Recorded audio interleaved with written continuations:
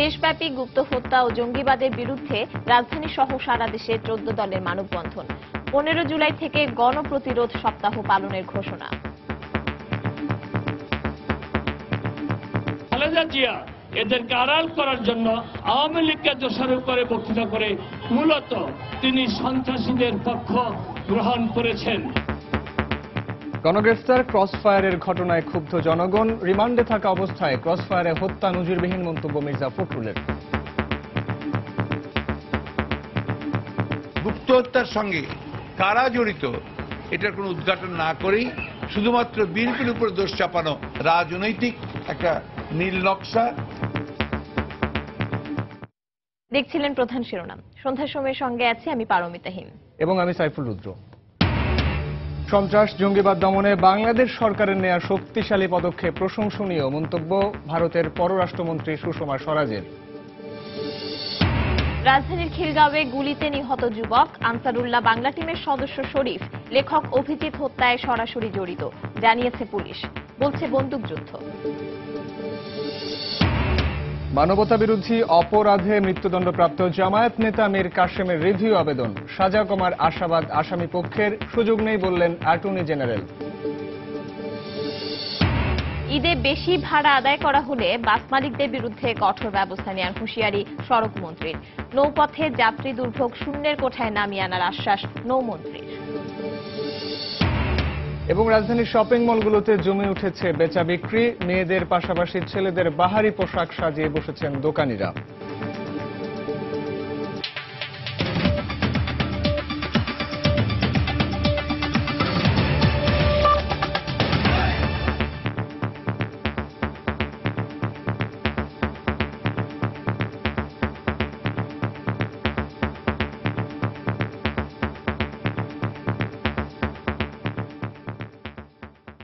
গুম, হত্যা, নৈরাজ্য ও জঙ্গিবাদের প্রতিবাদে রাজধানী সহ সারা দেশে মানববন্ধন করেছে আওয়ামী লীগ নেতৃত্বাধীন 14 দল।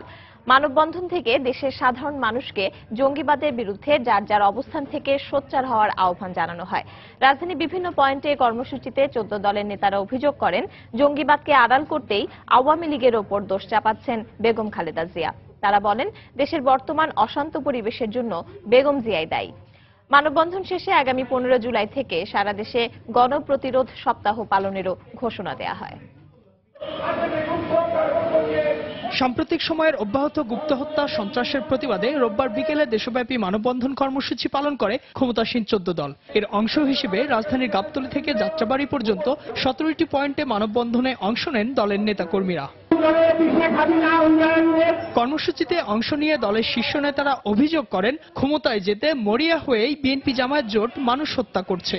যেভাবে বেগম খালেদার আগুন সন্ত্রাস, পেট্রোল বোমার সন্ত্রাস সরকার কঠোর হস্তে দমন করতে পেরেছিল, ঠিক তেমনি ভাবে এই গুপ্ত হত্যা আমরা কঠোরভাবে দমন করেই এই বাংলাদেশে শান্তি আমরা অব্যাহত রাখবো। যারা জঙ্গিবাদকে মদত দেয়, যারা জঙ্গিবাদকে অর্থের যোগান দেয়, সেই বিএনপি জামাতের সাথে কোনো ঐক্য নয়, তাদের সাথে কোনো আলাপ আলোচনা নয়। দেশের মধ্যে সাম্প্রদায়িক হানাহানি সৃষ্টির অপচেষ্টা চলছে মন্তব্য করে তারা এর বিরুদ্ধে জনগণকে গণপ্রতিরোধে অংশ নেয়ার আহ্বান জানান। পুরোহিত, যাজক, খ্রিস্টান সম্প্রদায়, বৌদ্ধ সম্প্রদায়কে আক্রমণ করা হচ্ছে, তেমনি মসজিদের ইমাম, মাজারের খাদেম, পীর সাহেবদের আক্রমণ করা হচ্ছে। প্রতিবাদ করেন আপনি, যদি ভুলের জন্য ক্ষমা চান তাহলে বিবেচনা করলাম না, আমার সঙ্গে বসে যায় কি যায় না। আগামী 15 জুলাই থেকে 31 জুলাই পর্যন্ত সারা বাংলাদেশে গণপ্রতিরোধ সপ্তাহ পালন হবে 14 দলের উদ্যোগে। এদিকে ধানমন্ডি রাসেল স্কয়ারের কর্মসূচিতে বাণিজ্যমন্ত্রী তোফায়েল আহমেদ অভিযোগ করেন, প্রতিবেশী দেশগুলোর কাছে সরকারের ভাবমূর্তি নষ্ট করতে বেছে বেছে গুপ্ত হত্যা চালানো হচ্ছে। বেছে বেছে টার্গেটেড কিলিং হয়, যাতে প্রতিবেশী দেশ প্রতিক্রিয়া জানায়। 1 লক্ষ ওলামায়ে কেরাম ঐক্যবদ্ধ হয়ে ফতোয়া দিয়েছে যে এই ধরনের জঙ্গি তৎপরতা ইসলামে নিষিদ্ধ, হারাম। যারা এগুলি করে, সেখানে খালেদা জিয়া এদেরকে আড়াল করার জন্য প্রত্যেক দিন ইফতার পার্টিতে আওয়ামী লীগকে দোষারোপ করে বক্তৃতা করে মূলত তিনি সন্ত্রাসীদের পক্ষ গ্রহণ করেছেন। বিকেল ৩টা থেকে ৪টা পর্যন্ত ঘণ্টাব্যাপী এ মানববন্ধনে সরকার অচিরেই এসব গুপ্ত হত্যা ও সন্ত্রাসের মতো কর্মকাণ্ড বন্ধ করতে সক্ষম হবে বলে প্রত্যয় ব্যক্ত করেন ক্ষমতাসীন দলের নেতারা। এজাজ শৌমিক, সময় সংবাদ, ঢাকা। একই দাবিতে রাজধানীর মতো দেশের বিভিন্ন স্থানে মানববন্ধন করেছে 14 দল সহ বেশ কয়েকটি সংগঠন। রাজশাহীতে মানববন্ধন করেছে 14 দলের নেতাকর্মীরা। দুপুরে নগরের সাহেববাজার 0 পয়েন্ট এলাকায় এই কর্মসূচির আয়োজন করা হয়। এতে ব্যানার ফেস্টুন সহ শতাধিক নেতাকর্মী অংশ নেন।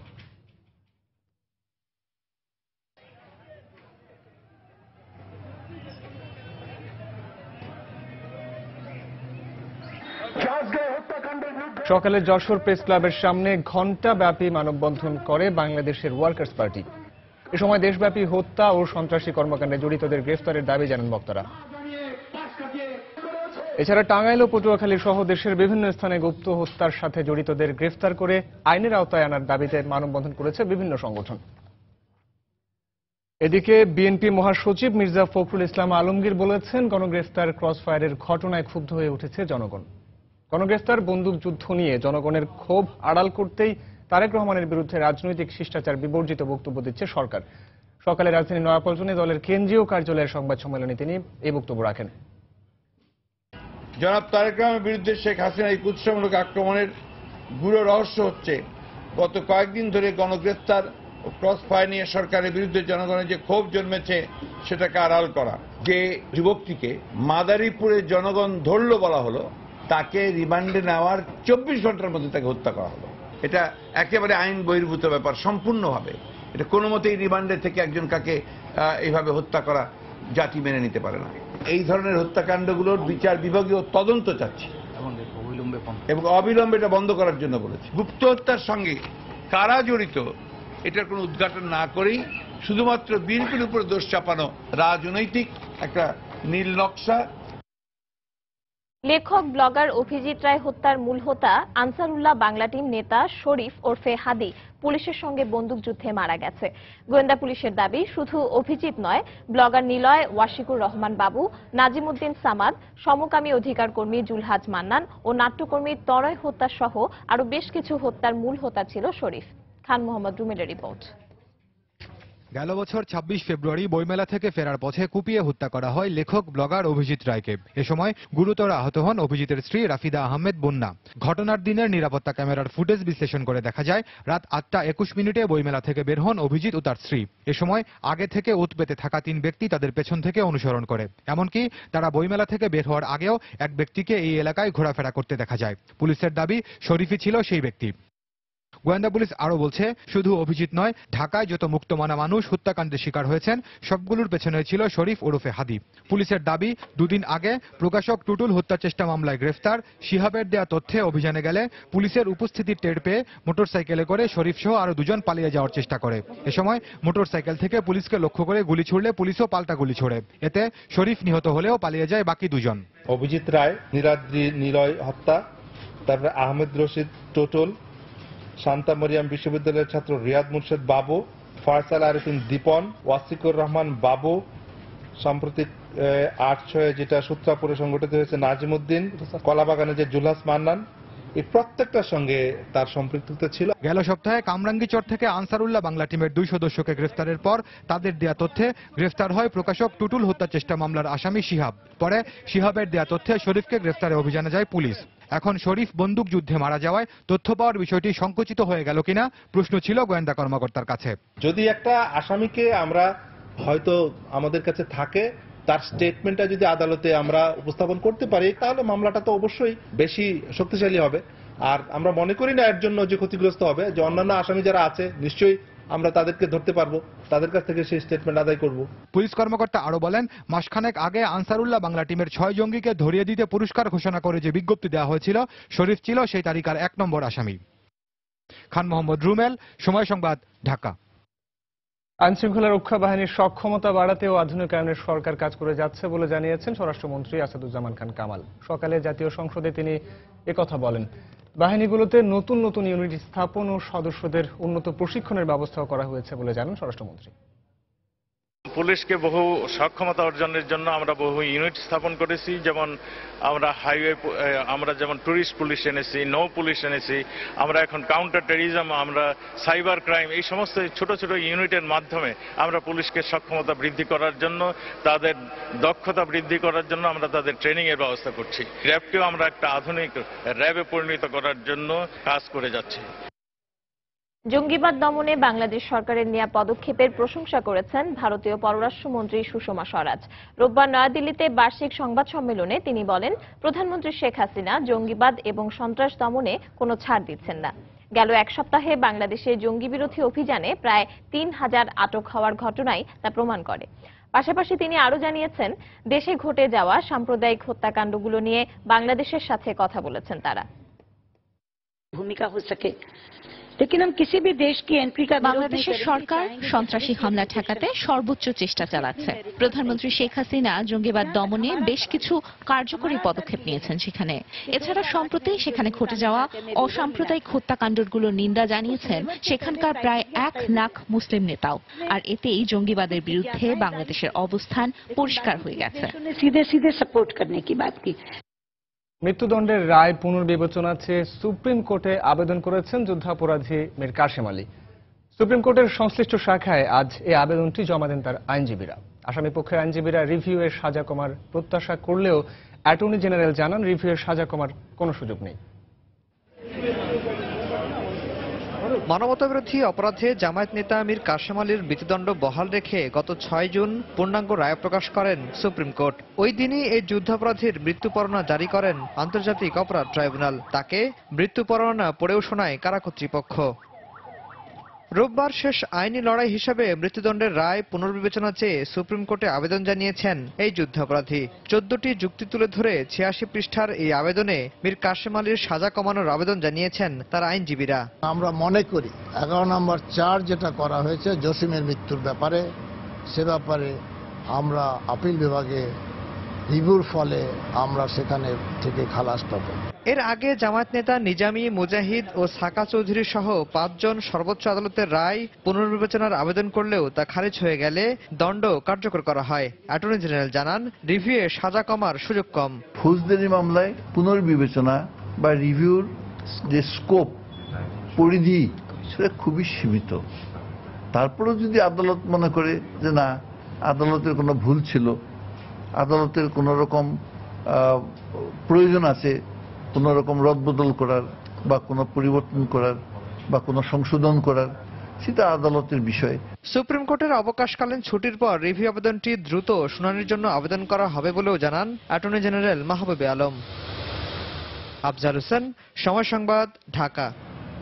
এদিকে মানবতাবিরোধী অপরাধের মামলায় জামালপুরের আশরাফ হোসেন সহ 8 রাজাকারের বিচার শেষ।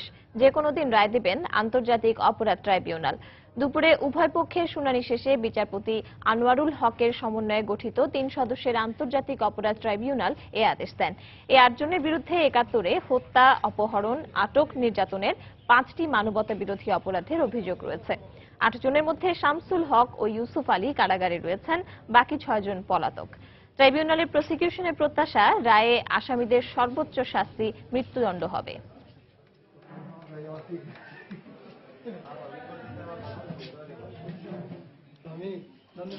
ঈদের সময় বেশি ভাড়া আদায় করা হলে বাস মালিকদের বিরুদ্ধে কঠোর ব্যবস্থা নেওয়ার হুঁশিয়ারি দিয়েছেন সড়ক পরিবহন ও সেতু মন্ত্রী ওবায়দুল কাদের। সকালে সচিবালয়ের সংবাদ সম্মেলনে মন্ত্রী আরও বলেন, ঈদে ঘরমুখ যাত্রীদের ভোগান্তি কমাতে রাজধানীর আশপাশে 16টি পয়েন্টে 1000 স্বেচ্ছাসেবক নিয়োগ দেওয়া হবে, যারা যানজট নিয়ন্ত্রণে কাজ করবেন। ঢাকা আশেপাশে 16টি পয়েন্টে 1000 স্বেচ্ছাসেবক কাজ করবে। 1000 স্বেচ্ছাসেবক মূলত রোভার স্কাউট। শিফটে কাজ হবে 5 দিন। কষ্টটাকে টলারেবল লেভেলে রাখবো, এটাই হচ্ছে আমাদের টার্গেট। বেশি ভাড়া নেওয়ার অভিযোগ এলে আমরা আইনানুগ ব্যবস্থা নেব। এদিকে ঈদের নৌ দুর্ঘটনা এবং যাত্রী দুর্ভোগ শূন্যের কোঠায় নামিয়ে আনা হবে বলে জানিয়েছেন নৌপরিবহন মন্ত্রী শাহজাহান খান। দুপুরে রাজধানীর মতিঝিলে বিআইডব্লিউটিএ ভবনে ঈদ উপলক্ষে এক প্রস্তুতি সভায় তিনি একথা বলেন। এ সময় ঈদের আগেও পরে 5 দিন রাতে কার্গো এবং আগেও পরে 3 দিন ফেরিতে ট্রাক না চালানোর নির্দেশ দেন নৌমন্ত্রী। 2016 সালে যাতে কোনো দুর্ঘটনা না ঘটে আমরা সকলে মিলে যদি তৎপর থাকি, আন্তরিক থাকি, তাহলে ইনশাআল্লাহ এই বছর আমরা অন্তত শূন্যের কোটায় নিয়ে আসতে সক্ষম হব। যে সমস্ত লঞ্চের ইঞ্জিন খারাপ, বডি খারাপ বা কোন কোন লঞ্চ অন্তত ঈদের সময় সচল রাখা যাবে সেটা ডিজি শিপিং নিশ্চিত করবেন। আশা করি আগামী ঈদের সময় অতিরিক্ত যাত্রী আমরা বহন করব না, অধিক ভাড়া আমরা নেব না এবং আমাদের যাত্রীদের সার্বিক সেবা আমরা দেব। রাজধানীর উত্তরায় জলাশয়ে পুলিশ ও ফায়ার সার্ভিসের অভিযানে আজও 32টি ম্যাগাজিন ভর্তি আরও একটি কার্টুন উদ্ধার করা হয়েছে। বিকেলে অভিযানের সমাপ্তি ঘোষণা করা হয়। সকালে ফায়ার সার্ভিসের 7 সদস্যের ডুবুরি দল উদ্ধার অভিযানে নামে। এ সময়ে আশপাশের নিরাপত্তায় বাড়তি পুলিশ সদস্য মোতায়েন করা হয়। খালের পাড়ে ম্যাগাজিন ভর্তির কার্টুনটির সন্ধান পায় ডুবুরিরা। এ সময় ঘটনাস্থল পরিদর্শন করেছেন পুলিশ মহাপরিদর্শক শহীদুল হক। গতকাল উত্তরার 16 নম্বর সেক্টরের একটি জলাশয়ে ফায়ার সার্ভিসের সহায়তায় অভিযান চালানো হয়। সে সময় ফায়ার সার্ভিসের ডুবুরি দল জলাশয় থেকে 97টি চাইনিজ পিস্তল ছাড়াও 217টি ম্যাগাজিন, 1000 রাউন্ড গুলি ও 11টি বেয়োনেট উদ্ধার করে।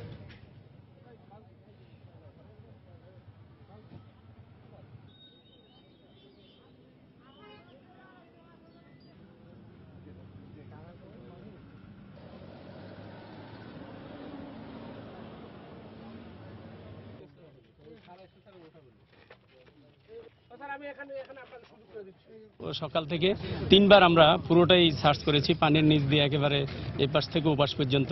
তো এর মধ্যে আজকে আমরা যেটা পেয়েছি, আমরা 32টা ম্যাগাজিন, একটা কার্টুন উদ্ধার করেছি। আর এখানে পিস্তল ক্লিনিং রড বলা হয়, ছোট ছোট, এগুলো আমরা 8টা উদ্ধার করেছি। একটা চৌকস ডুবুরির দল যেটা আজকে এই পর্যন্ত কাজ করেছে, তারা বিভিন্ন জায়গায় তাদের অনেক সাকসেস আছে। তারা ডিপ ডাইভার হিসেবেও কাজ করে থাকে। আর এখানে তো পানি কম, শ্যালো ডাইভিং, সুতরাং তাদের মতেও তারা যেটা সার্চ করেছে, এখানে আপাতত হয়তো এই ধরনের কিছু নাও থাকতে পারে। সন্ধ্যার সময় আরো থাকছে। অরক্ষিত হয়ে পড়েছে রাজশাহী নগরীর সংলগ্ন পদ্মার পাড়। ভিটেমাটি হারানোর শঙ্কায় নদী তীরের মানুষ, চলছে বাঁধ সংস্কার, জানালো পানি উন্নয়ন বোর্ড।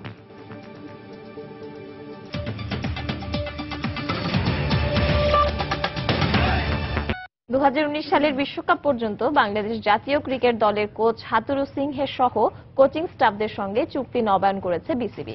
এছাড়া 6 নভেম্বর থেকে মাঠে গড়াচ্ছে বিপিএল এর 4র্থ আসর। নারী ক্রিকেট দলের প্রধান নির্বাচক করা হয়েছে হাবিবুল বাশার সুমনকে। বিসিবির সাধারণ সভা শেষে এসব বিষয়ে জানান সভাপতি নাজমুল হাসান পাপন। তার কন্ট্রাক্টের এক্সটেনশনের ব্যাপারে আলাপ আলোচনা হয়েছে এবং অন্যান্য যারা কোচ ছিল, অ্যাসিস্ট্যান্ট কোচ, তারপরে ফিজিও, এই সমস্ত যারা ছিল, তাদের সকলের এটা নিয়ে আমরা অ্যাপ্রুভালের ব্যাপারে বসছিলাম। ওনাদেরটা একটা অ্যাপ্রুভাল দেওয়া হয়েছে। আপাতত এখানটায় হেড কোচেরটাই মেইন ছিল, ইস্যুস ছিল এখানটায়। আমরা 2019 পর্যন্ত এটা এক্সটেন্ড করেছি। হাবিবুল বাশার সুমনকে মহিলা ক্রিকেটারদের সিলেকশনের ব্যাপারে পূর্ণ দায়িত্ব দেওয়া। নভেম্বরের 6 তারিখ থেকে বিপিএল আমরা চালু করব। অরক্ষিত হয়ে পড়েছে রাজশাহী নগরের পদ্মা নদীর পাড়। ভাঙতে শুরু করেছে পদ্মার শহরমুখী তীরের অনেক স্থান। এতে ভিটে মাটি হারানোর আশঙ্কায় দিন কাটাচ্ছেন নদী পাড়ের মানুষ। পানি উন্নয়ন বোর্ড বলছে পর্যায়ক্রমে বাঁধ সংস্কারের কাজ চলছে। হাবিবুর রহমান পাপ্পুর তোলা ছবিতে রাকিবুল হাসানের রিপোর্ট। বর্ষার শুরুতেই মৃতপ্রায় পদ্মায় পানি বাড়তে শুরু করেছে। গেল বছর প্রবল স্রোতে বহু স্থানে ঘরবাড়ি হারিয়েছে পদ্মাপাড়ের মানুষ। পানি উন্নয়ন বোর্ড জানায়, পদ্মাপাড়ে 80-র দশকে বেড়িবাঁধ নির্মাণ করা হয়। এরপর 2000 সালে বাঁধটিকে কনক্রিটের ঢালাই করা হয়। এরপর গত 15 বছরে পদ্মার তীর সংস্কারের কোনো কাজ হয়নি। এতে নদীর পানি বৃদ্ধির শুরুতেই ভাঙনের মুখে পড়েছে বাগান, ফসলি জমি সহ ঘরবাড়ি। জমি আছে কি থেকে ভেঙে চলে যায়, আমরা কোন দিক যাবো? আমাদের কোনো আধার নাই। রাত্রে ঘুমিয়ে থাকি, খুব ভয়, আমরা ঘুমিয়ে থাকি, খুব আতঙ্কের ভিতরে ঘুমিয়ে থাকি। বড় আরো বাদ দেওয়া উচিত ওই বছরের ওখানে, নাইলে শহরটা খুব তাড়াতাড়ি ভেঙে যেতে পারে যে কোনো সময়তে।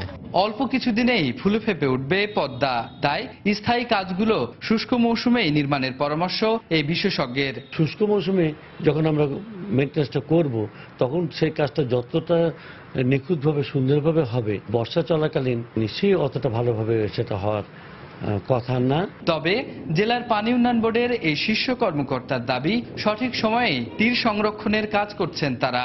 যারা কিনা নদী তীরবর্তী মানুষ, তাদের শঙ্কিত হওয়ার কোনোই কারণ নাই। এটা একদমই সময়েই করা হচ্ছে। তারপরে যদি যখন কোথাও ইমার্জেন্সি লাগবে সেটা আমাদের অন্য ধরনের কাজ, সেটা ইমার্জেন্সি আমরা ফ্লাড ফাইটিং করে থাকি। পানি উন্নয়ন বোর্ড বলছে শহরের পশ্চিমে বাঁধ প্রশস্ত করতে 268 কোটি টাকার প্রকল্প একনেকের অনুমোদনের অপেক্ষায় রয়েছে। রাজশাহী শহরের কোল ঘেঁষে বয়ে চলা পদ্মা নদীর এই 30 কিলোমিটার তীরে গত 8 বছরে ভাঙন এবং বাঁধ দেবে যাওয়ার ঘটনায় 5টি অতি গুরুত্বপূর্ণ স্থান চিহ্নিত করেছে পানি উন্নয়ন বোর্ড। তারা বলছে এই বর্ষা মৌসুম শেষ হলে 86 কোটি টাকা ব্যয়ে 2280 মিটার বাঁধ পুনঃসংস্করণ করবেন তারা। রাকিবুল হাসান, সময় সংবাদ, রাজশাহী।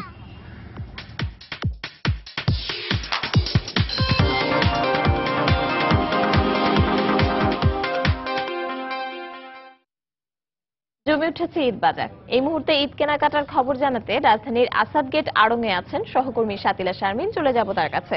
শাতিলা,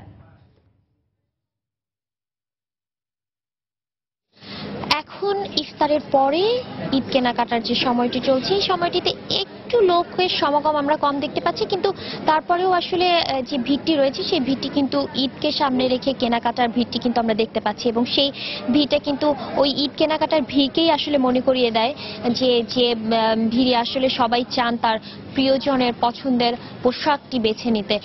দেখতে পাচ্ছেন যে এখানে বুটিক হাউসগুলোর যে শাড়ির আয়োজন, সেই শাড়ির আয়োজনে আসলে রয়েছে নানা ধরনের ধরন, কারণ হচ্ছে এই সুতি, সিল্ক, জামদানি, মসলিন, কাতান সবকিছুর মধ্য থেকে আসলে সবাই পছন্দ করার চেষ্টা করছেন তার পছন্দের পোশাকটি। এবং সেই পছন্দের পোশাকের দামটা যদি বলি তাহলে দামগুলো কিন্তু যে ঠেকবে প্রায় 1000 থেকে শুরু করে 20,000 টাকার মধ্যে। এবং বুটিক হাউসগুলো ধানমন্ডি এলাকা কিংবা আসাদগেট এলাকার যে বুটিক হাউসগুলো আমরা দেখেছি সেই হাউসগুলোতে কিন্তু মোটামুটি মধ্যবিত্ত, উচ্চ মধ্যবিত্ত এবং উচ্চবিত্ত শ্রেণীর যে ক্রেতারা আসেন তারা কিন্তু তাদের পছন্দ মতো এবং রুচি সম্মত যে পোশাকটি সংগ্রহ করতে চান সেই সংগ্রহের কিন্তু একটি বিশাল সংগ্রহশালা আমরা এখানে দেখতে পাই।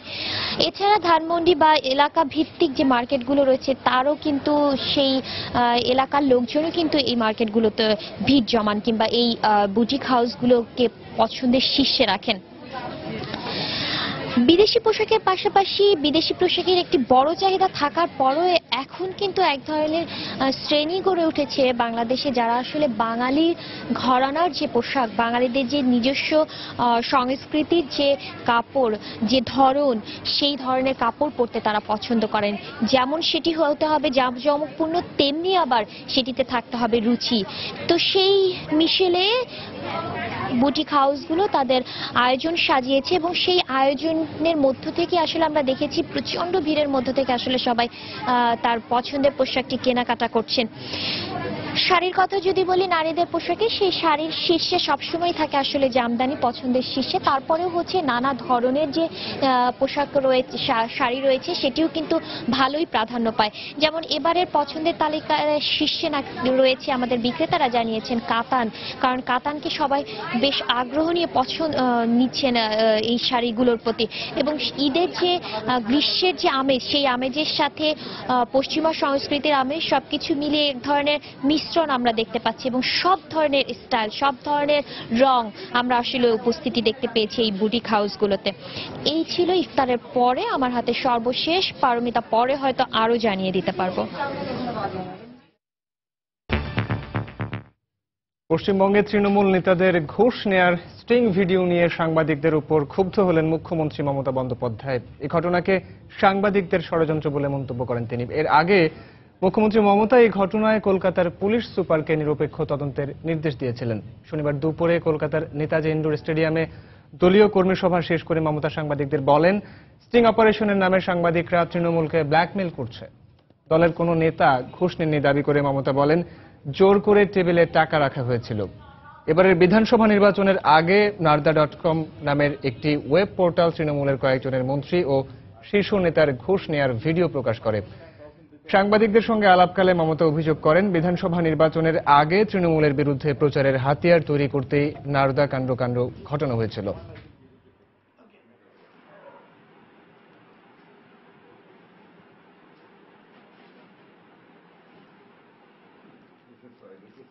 $1,000, 25 lakhs. তুমি আবার টেবিলে কিছু টাকা রেখে দিচ্ছ, দিয়েই ছবি তুলে নিয়ে বলছো ঘুষ দিচ্ছিল। তোমার কাছে আমি চাইনি, তুমি কেন এসেছিল আমার বাড়িতে? কেন এসেছিলে? তার বাড়িতে কাউকে সময় দেওয়া যাবে না, কাউকে টাইম দেওয়া যাবে না। রিপোর্টাররা যদি এই কাণ্ড করে তাহলে রিপোর্টারদের সাথে লোকে কথা বলতে কেন? এটা মিডিয়াকে বললাম, মিডিয়ার পক্ষেও এটা একটা ডেঞ্জারাস ট্রেন্ড হয়ে যাচ্ছে। You are not responsible, all medias are not responsible.